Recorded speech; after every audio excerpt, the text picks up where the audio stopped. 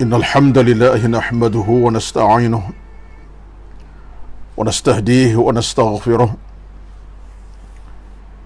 ونعوذ بالله من شرور أنفسنا ومن سيئات أعمالنا من يهده الله فلا مضل له ومن يضلل فلا هادي له أشهد أن لا إله إلا الله وحده لا شريك له وأشهد أن محمدا عبده ورسوله ربنا عليك توكلنا وإليك أنبنا وإليك المصير ربنا افتح بيننا وبين قومنا بالحق وأنت خير الفاتحين بسم الله الذي لا يضر مع اسمه شيء في الأرض ولا في السماء وهو السميع العليم بسم الله الذي لا يضر مع اسمه شيء في الأرض ولا في السماء وهو السميع العليم بسم الله الذي لا يضر مع اسمه شيء في الأرض ولا في السماء وهو السميع العليم ربنا افتح بيننا وبين قومنا بالحق وأنت خير الفاتحين ربنا افتح بيننا وبين قومنا بالحق وأنت خير الفاتحين بسم الله الذي لا يضر مع اسمه شيء في الأرض ولا في السماء وهو السميع العليم اللهم رب اشرح لي صدري ويسر لي أمري واحلل عقدة من لساني يفقه قولي يا رب العالمين أما بعد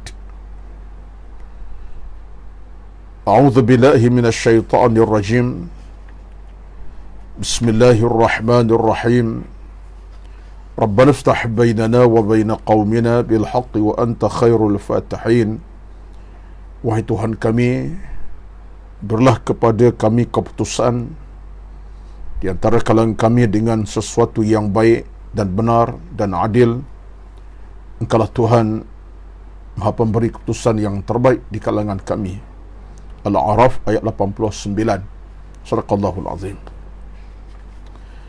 Yang berbahagia dan hormati dikasihi pengurusi dan kuasa pengurusan surah An-Nur Fasa 3A Bandar Seremban Selatan dan seluruh EJK pengurusan surau An-Nur Fasa 3A, Ashabul Fadilah, tuan-tuan imam yang bertugas pada hari ini, Tuan Bilal, Tuan Siak dan seluruh kehadiran pada petang ini, termasuklah yang utama di kalangan para jamaah surah An-Nur Fasa 3A, muslimin dan muslimat, termasuklah kita raikan kehadiran rakan-rakan dan sahabat handai kita daripada jauh dan dekat di utara, selatan tanah air, bahkan Sabah, Sarawak, timur dan barat, yang bersama-sama di kesempatan di petang yang penuh barakah ini, di petang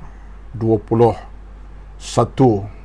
Zulhijjah bersama 31 Julai 2021. Harapan kita kepada Allah sentiasa berkobar, sentiasa bersemarak, iaitulah kita sentiasa di bawah lindungan rahmatnya, lindungan hidayahnya, lindungan keamanan. Daripada itulah harapan kita malam siang kepada Allah Azza wa Jalla.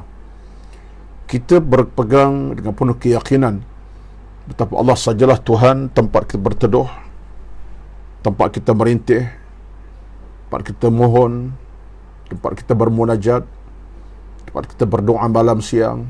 Apa saja kita mohon, dan Allah kita mohonkan. Kita mohon pintu keselamatan, Allah tempat kita bermohon.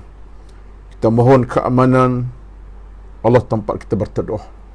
Kita mohon pada Allah keredaan, Allah tempat kita bermunajat. Ini hakikat yang kita letak sebagai asas dalam perjuangan kehidupan kita seharian, supaya tidak terlepas walaupun saat hubungan dengan Allah Azza wa Jalla dalam kerangka al-ibadah, iaitu dalam kerangka ibadat kita kepada Allah Azza wa Jalla.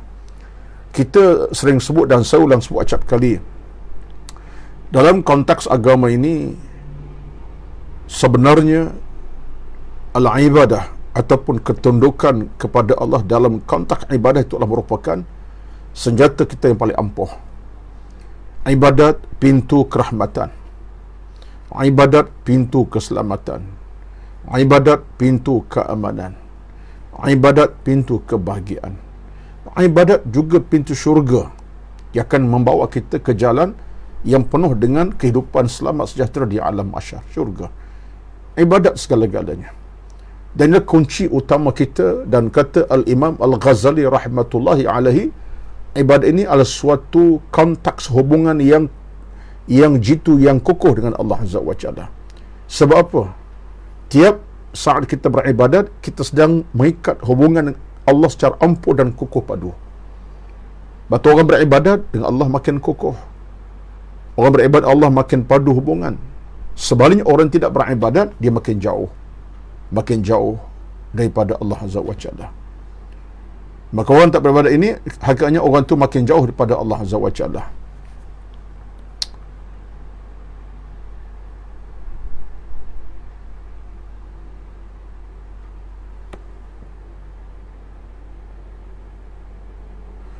Orang tak beribadat, maknanya orang tu makin jauh pada Allah Azza wa Jalla.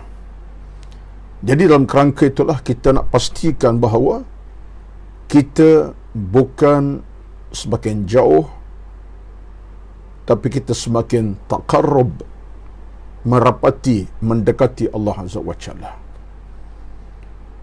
Dan Allah SWT tidak pernah menjauhi daripada manusia. Allah tidak pernah jauh daripada manusia. Sehingga Allah sebut dalam Al-Quran Karim, "Wa idza sa'alaka 'ibadi 'anni fa inni qarib." Bila aku bertanya tentang aku, di mana aku? Kata Allah, aku dekat dengannya. Fa inni qarib ujibu da'wata da'i idza da'ani. Aku sedia menyahut panggilan hamba-Ku, aku sedia mendengar perintihan hamba-Ku, aku sedia mendengar doa hamba-Ku kepadaku. Jadi menunjukkan bagaimana dalam hubungan Allah ini, Allah tak pernah jauh pada kita. Yang kita paling takut ialah kita yang jauh pada Allah Azza wa Jalla. Saya tak pasti line tuan-tuan sekalian, line okey tak? Saya harap line dalam keadaan yang baik, ya. InsyaAllah, mudah-mudahan tak ada gangguan. Baik. Yang kita paling takut, kita yang jauh daripada Allah Azza wa Jalla. Kita berjarak dengan Allah sejengkal, sekaki, sehasta, sedepa. Akhirnya kita makin jauh daripada Allah. Itu yang kita paling takut. Itu yang kita paling takut. Bila kita jauh pada Allah Azza wa Jalla, kita menolak rahmatnya, hidayahnya, cinta sayangnya, keselamatan, keamanan, kebahagiaan. Itu punca. Bila kita jauh pada Allah Azza wa Jalla, kita makin jauh pada Allah, menyebabkan kita menolak rahmatnya, hidayahnya, jagaannya, bimbingannya, dan segala-gala pada Allah Azza wa Jalla. Itu yang kita paling takut. Jadi sebab itulah petang ini, dalam kerangka perbincangan ilmu tasawuf yang akan saya persembahkan atau bicarakan pada petang ini pada tuan-tuan, puan-puan semua, saya kira kita cuba nak melihat dalam keadaan yang kita boleh jadikan sebagai sempadan toladan dalam perjalanan kita seharian, berdasar kepada kenyataan-kenyataan Allah sebut dalam Al-Quran dan hadis Nabi SAW, supaya tadilah kita tak makin jauh, makin dekat. Kita tak berjarak, makin hampir. Kita dengan Allah tak makin jauh, tapi makin dekat. Kita dengan Allah tak berjarak, makin hampir. Itu yang kita nak. Sebab Allah tak pernah berjarak dengan kita. Baik.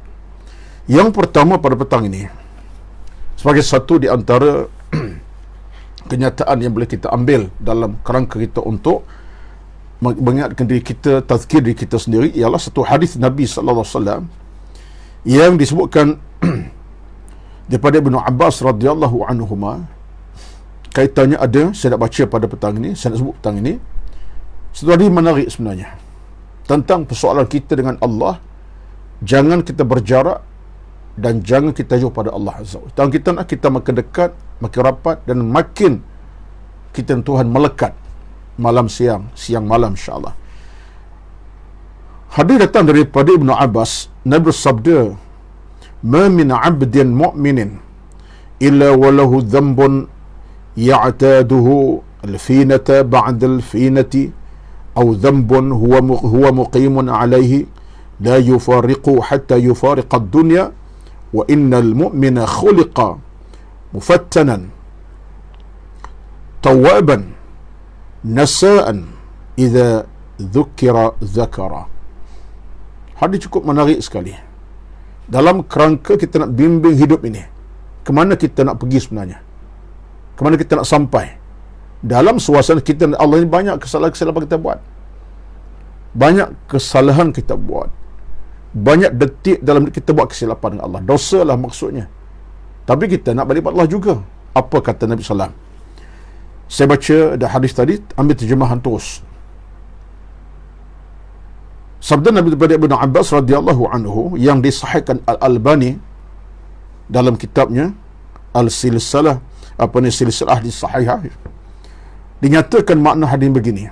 Ya, tuan-tuan dengar elok-elok ni. Saya baca terjemahan teruslah. Tadi dah baca nasnya untuk tidak menghilangkan masa yang tak panjang ni, terus pada makna. Setiap hamba yang beriman pasti punya dosa yang selalu ia kerjakan. Ma min 'abdin mu'minin illa walahu dhanbun. Tiap hamba yang beriman pasti punya dosa yang dikerjakan selalu.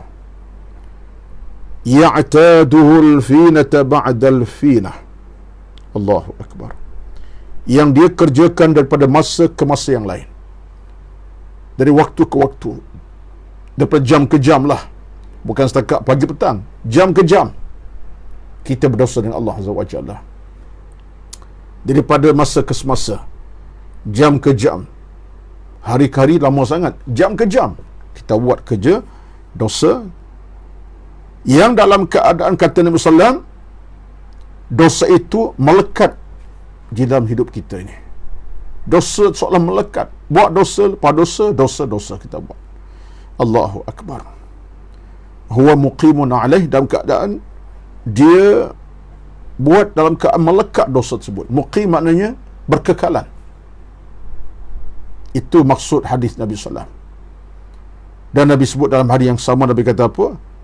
La yufariqu hatta yufariqad dunya. Dia tidak meninggalkan dosa itu sampai dia meninggal dunia. Makna kita ni berdosa sampai meninggal dunia. Sampai meninggal dunia kita berdosa dengan Allah Azza wa Jalla. Ya benar, di saat berdosa kita minta ampun. Tapi kadang-kadang kita ulang dosa yang sama, minta ampun lagi, ulang dosa balik, minta ampun, ulang balik, sehingga kita meninggal dunia dalam dosa. Tapi kita harap meninggal dalam keadaan yang polah. Tapi manusia berpanjangan dosa sampai nak mati. Hatta yufariqad dunya. Lalu kata Nabi SAW, wa innal mu'mina khuliqa mufattanan. Kita kena baca betul-betul. Mufattanan. Sorry tuan-tuan ya. Kita kadang-kadang nas ni kalau tak ialah bila tidak berbaris saya pun kena cermat ya. Salah baca itu salahlah makna. Yes. Baca betul. Wa innal mu'mina khuliqa mufattanan. Tawwaban nasa'an idza dzukira zakara. Ini yang kita nak ni. Ya benar kata Nabi, seorang yang beriman dicipta dalam keadaan Allah uji dia. Memang ada ujian. Dalam ujian itu dia tak lupa bertaubat. Ya, tadilah dia berdosa, dia bertaubat. Dia berdosa, dia bertaubat. Walaupun dia berdosa, dia ingat balik. Allah, aku dah buat silap, aku dah buat kesilapan, aku dah buat dosa. Dia bertaubat. Dalam keadaan kata Nabi SAW, dia tawaban. Dia dalam keadaan bertaubat kepada Allah Azza wa Jalla. Suka bertaubat kepada Allah Azza wa Jalla. Dalam keadaan macam mana? Nasa'an, lupa lagi. Tapi bila peringatkan zakara, bila peringatkan akan dosa, diberitahu akan dosa, kesalahannya, diingat pada Allah. Cetusan hati bercakap, "Ay Allah, aku buat dosa, aku nak minta ampun pada Allah." Hadis tuan-tuan, satu hadis menarik sebenarnya. Satu hadis menarik sekali. Nabi bercakap tentang siapa kita sebenarnya dalam hidup ini. Insan yang nama manusia ini, orang yang tak suka ya'tad, biasa dengan dosa. yang atat dan biasa, siang ke malam, malam ke siang, bahkan setiap hari, setiap jam, dosa pada Allah Azza wa Jalla. Baik, kita kena lihat dalam kacamata ilmu tasawuf tentang hadis ini. Makna Nabi nak cerita kepada kita bahawa manusia ini dalam keadaan terumbang ambing. Kita ini tuan-tuan dalam keadaan terumbang ambing. Saat di mana kita buat kebaikan, pahala, Masya Allah, itulah hati kita tenang, seronok, bahagia, muka pun ceria, nampak kemanisan wajahnya. Tapi dalam suasana tenang itu, ada ketika Allah uji kita, dan kita diuji dengan apa dia? Dosa tadilah. Dan bila dosa kita buat, jiwa kita gelabah, hati tak berapa tenteram, hidup kita tak ceria, muka pun lain macam, jiwa pun tersentap, hati sangat sempit, jiwa kita tertekan, dan kita berkeadaan yang tidak selesa. Betul tak betul? Betullah kata Imam An-Nawawi, kata Imam Al-Ghazali rahmatullahi alaihi, tidak ada sang pendosa yang akan tenang hati dan jiwa raganya. Tak akan ada. Tak akan ada sang pendosa jiwanya tenang. La yutma'inna qalbul 'asi. Tak akan tenang hati pendosa. Tak ada orang berdosa kata saya tenang hidup saya, dalam dosa banyak-banyak dia buat itu, dia kata saya tenang, relax. No. Kalau dia kata dia tenang pun, hanya di bibir tenang, tapi dalam hati gelisah, resah, gelisah. Sebab dosa ini bebanan. Dia jadi satu bebanan yang menyaksa batin, jiwa. Walaupun nampak muka ceria, tapi sebenarnya dia dalam keadaan tak tenang. Tak mungkin, kata Imam Ghazali, seorang sang pendosa itu tenang, mutmainan. Tak ada. Betul. Satu dosa ini satu bebanan. Dan kata Imam Al-Ghazali rahmatullah, seorang yang beriman, yang beramal saleh, pasti tenang. Mana orang buat amal saleh kan tenang. Jadi ini dua keadaan berbeza. Di mana pilihan kita? Pastilah kita nak jadi orang tenang, setenang-tenangnya, tenang di luaran, tenang dalaman. Luar pun nampak muka ceria, dalam lagilah tenang. Tak rasa gelisah, tak rasa susah hati, itu kita nak. Dah di luar muka nampak tenang, ceria, dalaman ini lagi tenang. Sebab apa? Sebab yang duk masuk dalam hati jantung ialah amal salah, kebaikan. Jadi pilihan kita ialah jadi orang kedua tadi. Siapa? Tenang. Bukan pertama, gelisah resah. Hadis Nabi tuan-tuan, seolah nak cerita kepada kita bagaimana mukmin itu, itulah kenyataannya. Maka dalam hadis Nabi sebut kepada kita apa ni? Kontak tasawuf ialah kita buat pilihan. Pilihan kita, ikhtiar kita ialah tarkudz dzunub wal amal bi al khair. Pilihan orang yang betul ialah dia tinggalkan dosa, tarkudz dzunub, tapi dia beramal dengan amal-amal kebaikan. Dan bila kita boleh tinggal dosa dalam titik kesafan kita dan buat kebaikan, maka itulah hamba Allah yang akan terasa nikmat hidupnya. Sebab itulah kata para ulama, rangsangan kebaikan dalam hidup ini penting sangat-sangat. Rangsangan buat kebaikan penting amat sangat dalam kehidupan kita. Dia mesti ada satu rangsangan, atau kata satu hamasah, satu semangat nak buat kebaikan itu. Betullah kata di kalangan para ulama kita rahmatullah dalam bab tasawuf, kata mereka antara ialah disebutkan oleh Bullath As-Samarqandi, dia kata apa dalam kitab Tanbihul Ghafilin, dia kata bila kita memilih jalan keimanan, kita berada di jalan ilmu, dan kita berada lorong agama, lorong kebaikan, itulah dorongan yang akan bawa kita ke jalan yang selamat sejahtera. Di lorong ilmu kebaikan, lorong tu bawa kita ke keselamatan. Sebab tu kita kena pilih. Nak jadi orang baik, kena ada pilihan jalan kita. Satulah dalam kita hidup selama-lamanya sampai ke mati kita, kebaikan tidak pernah datang menggolek. Kejahatan pun tak menggolek. Yang berlaku ialah kita cari sepanjang kehidupan kita sampai kita mati. Kebaikan tak datang menggolek, kejahatan pun tak datang menggolek. Tiba-tiba buat baik sebab apa? Oh, datang kebaikan, buatlah. Kalau buat jahat tiba-tiba tak. Kita milih jalan kebaikan, kita cari, kita buat. kita juga cari jalan kejahatan, kita buat. Jadi maknanya kebaikan, kejahatan tak akan menggelik. Yang berlaku ialah kita cari, kita pilih jalan itu, kita pilih jalan ilmu, kita akan selamat di jalanan kita. Kita pilih jalan amal salih dengan penuh kesungguhan, kita akan jalan, kita akan bahagia jalan itu. Tapi kalau pilih jalan kejahatan, jalan dosa, itu jalan kita sampai bila-bila, tenggelam kita di situ, di jalan yang buruk. Arti kita milih. Batu dalam hubungan hidup kita, jangan salahkan keadaan. Kalau orang cakap macam ni lah, kadang-kadang orang bercakap dalam nada yang tak tepat. Bismillahirrahmanirrahim. Dia kata, saya ni buat kejahatan, memang takdir semacam tu, saya memang begitu. Ini bukan soal takdir qadar Allah Azza wa Jalla. Jangan bercakap nada macam tu. Saya tak sembahyang, saya jahat, saya maksiat, saya suka buat kejahatan. Ini memang macam itulah saya. Jalan saya macam tu, macam mana? Salah tu. Bukan ketentuan anda untuk buat maksiat, tapi anda pilih. Sebab tu anda usahakan kerja kebaikan. Dengan akal Allah beri, dengan hidup Allah beri, dengan boleh tengok dengan mata kepala, pilih jalan kebaikan. Tapi bila kita nak cari sebab, seolah-olahnya Allah tentu buat kejahatan, itulah kejahatan itu kita buat, kita kata Allah yang tentu semacam. Tak betul. Jangan kait qada dan qadar Allah Azza wa Jalla. Sebab dalam hidup Allah, takdir kita hambanya yang ada akal waras. Takdir tu Allah jadikan kita akal yang waras, dan kita masuk dalam golongan yang mukallaf, contohnya akil baligh. Ya, maknanya kita, Allah tentukan hidup kita betul-betul dalam suasana yang baik. Tiba-tiba mengapil jalan yang buruk, jalan yang salah, jangan silap. Maka jangan salahkan takdir. Takdir Allah Azza wa Jalla berikan kita rezeki kehidupan yang baik, yang sejahtera, selamat. Jadi kita kena betul prinsip kehidupan beragama kita. Jadi bila kita pilih jalan baik, itulah usaha kita.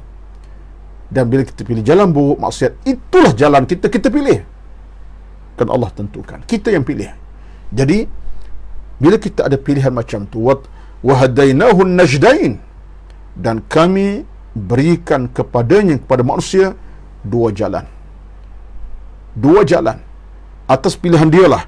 Jalan ilmu, iman jelas di hadapan kamu. Jalan jahat pun ada. Kenapa pilih jalan jahat? Pilih jalan berilmu, baru selamat. Maknanya kita memilih kehidupan yang kita lalui. Jangan lupa tuan-tuan, sebab proses ini proses yang penting kita kena fahami. Sebab Allah Subhanahu wa ta'ala adil dengan hamba-hambanya. Allah Tuhan yang Maha adil dengan hambanya. Allah tidak zalim, dan Allah tidak berlaku cuai dalam urusan kerja buat hamba sebagai manusia.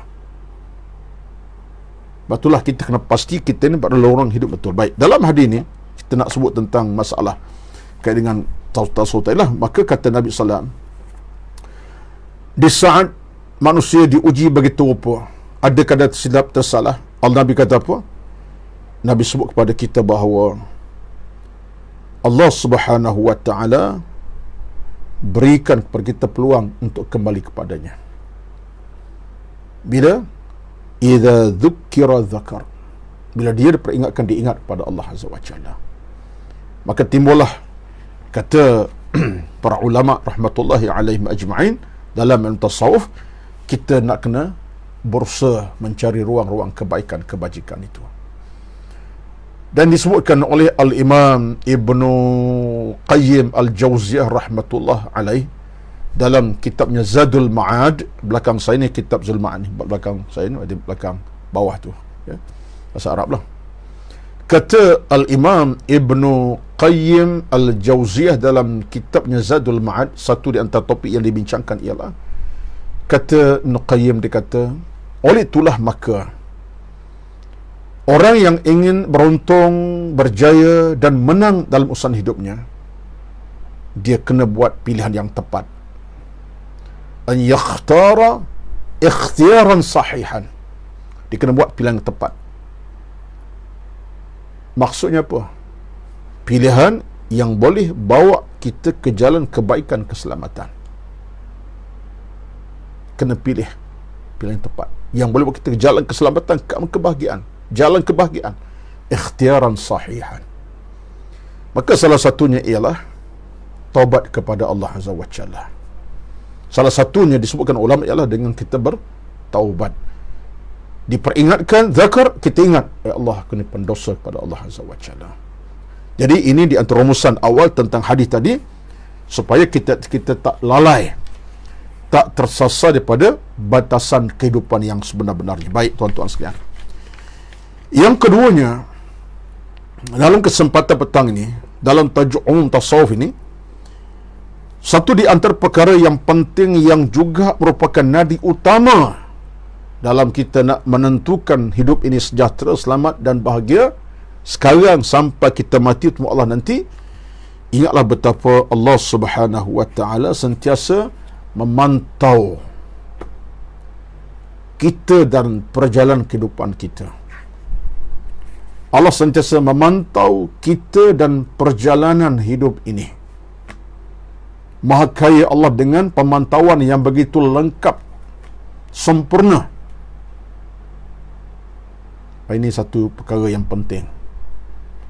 Kerana bila manusia pilih jalan hidup yang sonsang, yang salah, yang berdosa, kadang-kadang dia tak rasa perasaan macam ni. Dia rasa Allah jauh sangat, tak melihatnya. Allah tak mengetahui tentang dia punya amal-amal baik dan jahat. Dia tak rasa macam tu. Ini bahaya. Seolah tu buta, minta maaf bahasa mudah, tak nampak. Tidak begitu. Sedangkan Allah sebut dalam Al-Quran, sebagai contohnya kita tengok dalam 2-3 ayat sebagai peringatan bagaimana Allah sentiasa memantau kita, melihat kita dengan peringatan yang cukup jelas, clear. Iaitulah firman Allah Subhanahu wa taala sebagai contohnya daripada firman Allah dalam surah An-Nahl ayat 19. An-Nahl ayat 19, Allah berfirman, wallahu ya'lamu ma tusirruna wa ma tu'linun. Wallahu ya'lamu ma tusirruna wa ma tu'linun. Dan Allah Subhanahu wa taala mengetahui apa yang kalian rahsiakan dan apa yang kalian perlihatkan. Tuan-tuan, jelas ya? Wallahu ya'lamu ma tusirruna wa ma tu'linun. Dan Allah Maha mengetahui atas apa yang kamu rahsiakan dan apa yang kamu perlihatkan secara terbuka. Jelas An-Nahl ayat 19. Demikian Allah sebut dalam satu ayat yang lain dalam surah Al-Baqarah 74. Al-Baqarah 74, Allah kata apa kepada kita? Wallahu wa mallahu bighafilin amma ta'malun. Wa mallahu bighafilin amma ta'malun. Dan Allah tidak lengah, tak lalai, tak lupa di atas apa yang kamu kerjakan. Allah tak lupa lalai dengan apa yang kamu kerjakan dalam hidup ini. Al-Baqarah ayat 74. Kemudian ayat lain dalam An-Nur 29. Ini ayat tentang macam mana? Ayat tentang bagaimana Allah memantau kehidupan kita, melihat malam, siang, pagi, petang, tak bercuai. Ayat ketiga ialah surah An-Nur ayat 29. Apa kata Allah Azza wa Jalla? Wallahu ya'lamu ma tubdu, wallahu ya'lamu ma tubduna wa ma taktumuna. Allahu Akbar. Dan Allah Subhanahu wa taala mengetahui apa yang kamu perlihatkan dan apa yang kamu sembunyikan daripadanya. Surah An-Nur ayat 29.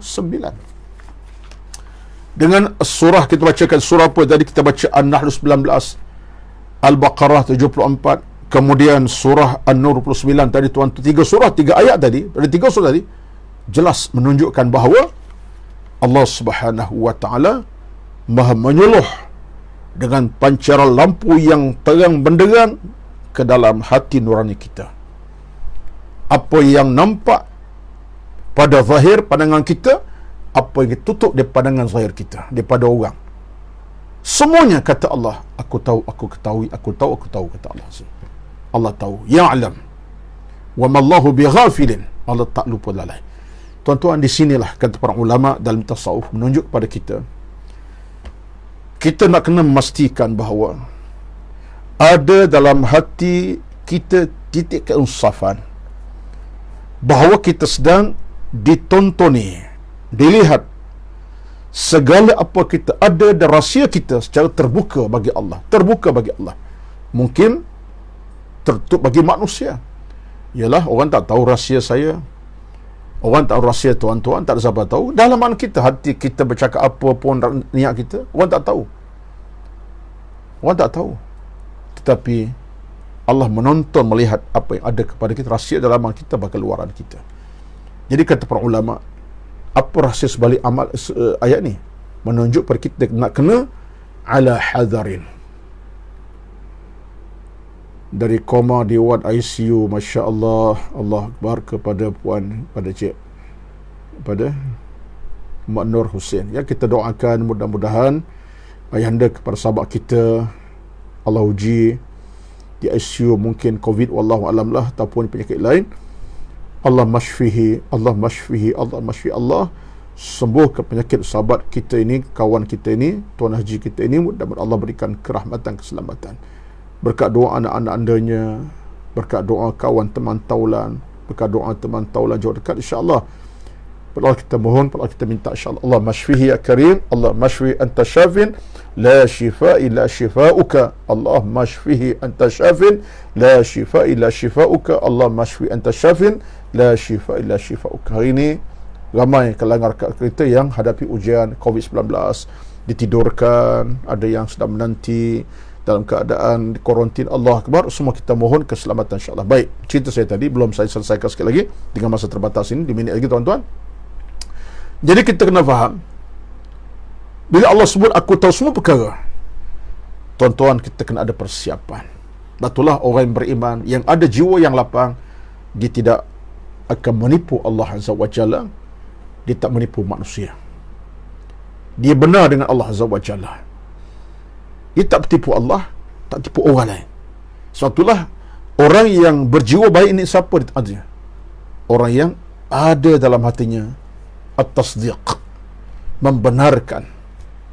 Dia benar dalam apa saja keadaan kepada Allah, kepada orang. Sebab itulah tak ada unsur menipu, tak ada unsur dusta, tak ada unsur berbohong. Saat kita tengok dalam kacamata agama, sebut dusta sifat orang munafik, kan? Berbohong sifat orang munafik, menipu sifat orang tak ada akhlak, sifat mazmumah dalam agama. Semualah tentang bohong, dusta, menipu, ini semua sifat mazmumah, tercela dalam Islam. Bukan akhlak yang baik, akhlak yang buruk. Kalau kita kait dengan soal akhlak manusia, bila berdusta, tanda munafik. Ayatul munafiq thalathun. Tanda orang munafik ada 3. Satu kata Nabi, idza haddatha kadzab. Dia bercakap dusta dan bohong. Jadi benda-benda macam ni, orang beriman dia kena jauhi. Dia tak akan jaga, dia tak akan pandu hidup ke arah kejahatan, keburukan, sampai peringkat dustakan Allah, dustakan manusia. Jadi tuan-tuan, saya cuba nak kaitkan begini sebenarnya. Isu saya petang ni, di kesempatan yang terakhir ni, ialah sebutkan apa? Untuk ingatkan diri saya dan tuan-tuan, bila Allah sebut dia tahu tentang kita begitu sekali, malam, siang, pagi, petang, baik yang sembunyi tak sembunyi, menunjukkan apa? Menunjukkan betapa kita ini lemah dan kerdil hina. Kita tak mampu untuk menyembunyikan kejahatan kita walaupun seinci kepada Allah, walaupun kita tipu orang. Kita boleh sembunyi pada orang lain, orang tak tahu, tapi dengan Allah tak boleh. Jadi kalau begitu keadaannya, apa natijah kita nak cari? Itulah sebabnya kata seorang tokoh besar dalam bidang ilmu tasawuf, itu Ibn Rajab Al-Hambali, seorang tokoh besar bidang tasawuf namanya Ibn Rajab Al-Hambali. Dia kata apa? Dia kata, bila seorang manusia itu kenal siapa penciptanya dan faham Allah tu Maha Kaya, berkuasa, maka dia akan berada dalam keadaan patuh, tunduk, khudu', tadallul kepada Allah Azza wa Jalla. Dia akan hidup dalam suasana khudu', patuh dan tunduk, tadallul, dan taqarrub pada Allah Azza wa Jalla. Maka tuan-tuan, puan-puan semua, kita nak kena usahakanlah. Dalam apa situasi pun kita berada dalam hidup kita, datanglah cabaran. Contoh tadilah di awal kalimah tadi, dosa kita buat macam-macam, cari jalan pulang kepada Allah Azza wa Jalla, istighfar, taubat pada Allah Azza wa Jalla, dan kita ambil cara. Allah Maha mengetahui tentang wa mallahu bighafilin amma ta'malun. Al-Baqarah ayat 74 tadi. Allah tak lupa lalai dengan apa kita buat. Kita ingat tentang hal ini. Ya Allah, Engkau Tuhan Maha mengetahui, Maha berkuasa, aku ni lemah kerdil. Ya Allah, aku ni pendosa, aku nak pulang kepadamu semula. Jadi tuan-tuan, puan-puan, di kesempatan petang berkat ini, apa yang saya cakap tadi ialah hal-hal yang sekira ringkas saja, tapi insya-Allah boleh masuk ke jantung hati kita, dalam jiwa keimanan kita, sebab kita nak hidup dalam keadaan terpandu dipandu.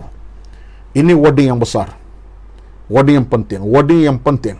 Kita nak hidup dalam kan terpandu dipandu, terpandu dengan agama, dipandu oleh Allah Azza wa Jalla. Saya ulang balik, ini wording yang besar tuan-tuan. Kita hidupkan suara ni, ingat macam ni. Kita hidup suara terpandu dipandu, terpandu oleh agama, oleh ilmu, dipandu oleh Allah Azza wa Jalla. Allah yang pandu kita, dan terpandu oleh agama, ilmu dan amal yang kita lakukan.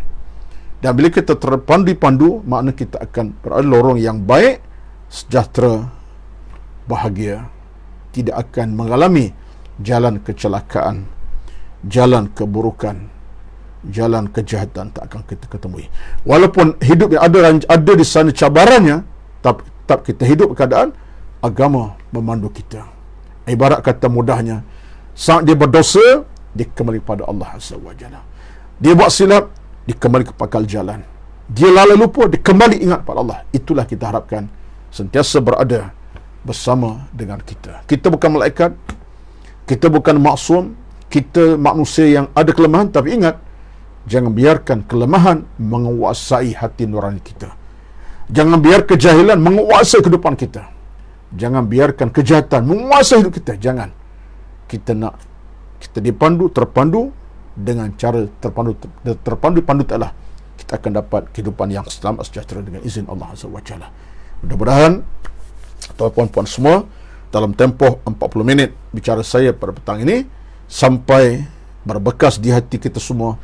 Yang utama saya bercakap ni lah, mudah bersampai dalam hati nurani saya, boleh sampaikan, dan mudah Allah sentiasa berikan kita keselamatan, keamanan, kejayaan.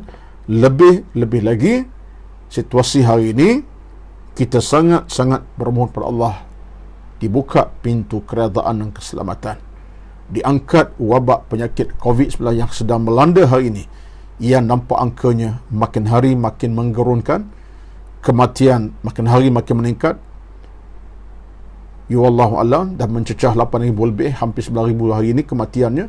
Daripada berapa lama dah, kita hari ini dah masuk hari ke-500 tuan-tuan. Tak silap saya punya kiraan, hari ini kita masuk hari yang ke-500 ataupun 499 hari. Bermula daripada 18 Mac tahun lepas, PKP-nya pertama, 2, 3, PKPBD-nya, sampai hari ini kita masuk dari 500 dalam ujian pandemik COVID-19 yang tak selesai sampai hari ini. Pada Allah kita mohon, Allah angkat penyakit, yang sakit diberi kesihatan, kesembuhan, yang sehat Allah beri kesihatan berpanjangan insya-Allah. Allah angkat penyakit pada kita. Kita tak nak lagi dengar di sana sini rakan taulan semuda awal itu Allah ambil nyawanya, ayah mak kita Allah uji dengan kesakitan yang melampau. Ya Allah, ya Tuhan kami, mohon kami kepadamu ya Allah pintu kerahmatan, keselamatan. Kita doa kepada Allah di petang ini penuh keinsafan. Allah berkati doa kita insya-Allah. Allahumma amin. Bismillahirrahmanirrahim. Alhamdulillahi rabbil alamin. wassalatu wassalamu ala rasulil amin wa ala alihi wa sahbihi ajma'in. Allahumma inna nas'aluka ridha'aka wal jannah wa na'udzu bika min sakhatika wan nar birahmatika ya akramal akramin birahmatika ya arhamar rahimin. La ilaha illa anta subhanaka inna kunna minadh zalimin. La ilaha illa anta subhanaka inna kunna minadh zalimin. Bismillahilladzi la yadurru ma'a ismihi syai'un fil ardi wala fis sama' wa huwas samiul alim. Bismillahilladzi la yadurru ma'a ismihi syai'un fil ardi wala fis sama' was-samiul alim. Walhamdulillahi rabbil alamin. Para tuan-tuan yang ingin buat kebaikan, kebajikan, menderma kepada surau An-Nur, silakanlah dengan nombor surau, nombor bank Islam yang ada. Mudah-mudahan setiap inci sumbangan kita menjadi bekalan abadi kita di hari akhirat, insya-Allah. Sekian, bertemu lagi. Wassalamualaikum warahmatullahi wabarakatuh.